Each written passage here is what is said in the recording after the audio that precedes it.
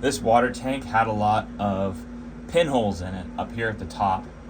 And this is a little bit of a unique water heater. It is heated by superheated propylene glycol. And all of these holes up here at the top are causing that coolant to leak out.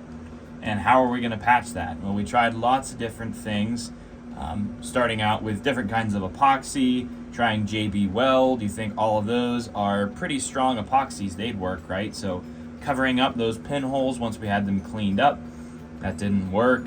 You'd put the epoxy on there, turn the pressure back on, and things would just leak like a hose. So we needed to find another way to fix that.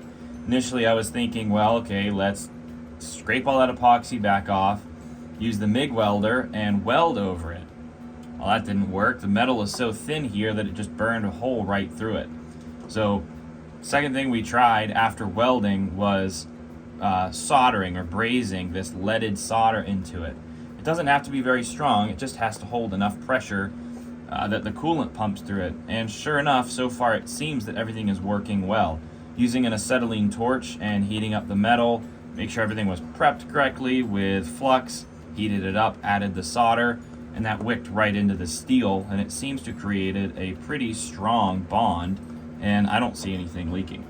And I say all this not necessarily as this is a permanent fix that'll last another 18 years. In fact, we have another heater on order. It'll be here in a couple days. And the main reason we want to do this is so that we can still get hot water. Super cold outside, hot water is important. You want to be able to take hot showers, wash your hands with warm water.